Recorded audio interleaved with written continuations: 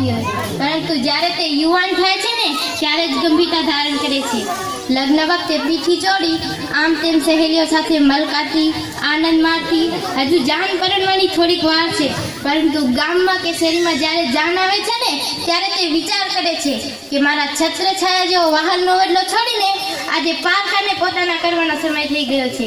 તે પિયરના તમામ સંભારણને પોતાના હૃદયના ખૂણામાં દબાવી લે છે.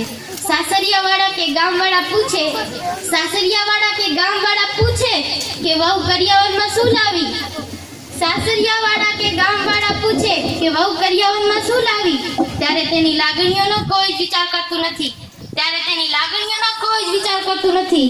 સાસરિયામાંથી આવતી દીકરી પોતાના પિતાના ઘરેથી શું લાવી એના કરતાં બધું મૂકીને આવી છે.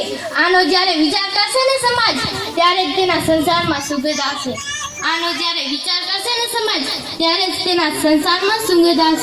નવી વહુનું સાસરિયામાં આવું તે નવા બાળકના જન્મ થવા જેવું છે. અત્યાર સુધી પોતાના પિતાને ઘરે હતી એટલે કોઈ ચિંતા ન હતી.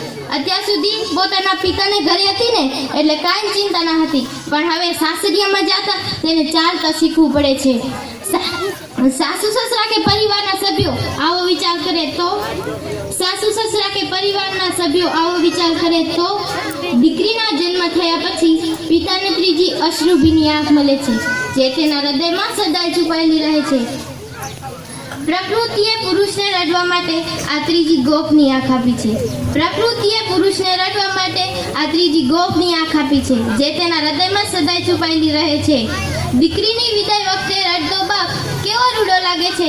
જ્યારે આ અશ્રુભીની આંખ સાથે દીકરીની વિદાય વખતે રડતો બાપ કેવો રૂડો લાગે છે. ઘરમાં જુઓ તો સંતાનો માટે પિતાનો ચહેરો એક આનંદ, એક વિશ્વાસ બની રહે છે. જ્યારે પિતાના ચહેરાની રેખાઓ લક્ષ્મણ રેખાઓ બની જાય છે ને ત્યારે પિતાનો ચહેરો ઓળખવામાં દીકરીની જેટલી બીજી કોઈ જ વ્યક્તિ હોશિયાર નથી.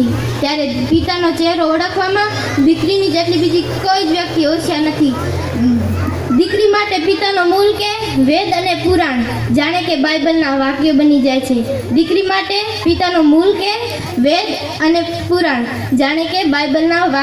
જાય છે. પિતા શું બોલ્યા તે સમજ્યા પહેલા જ દીકરીના હોઠમાંથી શબ્દો સરી પડે છે. હા પપ્પા, આવી પપ્પા, આનું નામ દીકરી.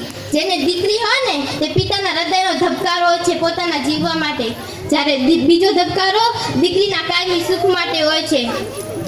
કેટલીક વાર દીકરીથી નાનકડી ભૂલ થઈ જાય તો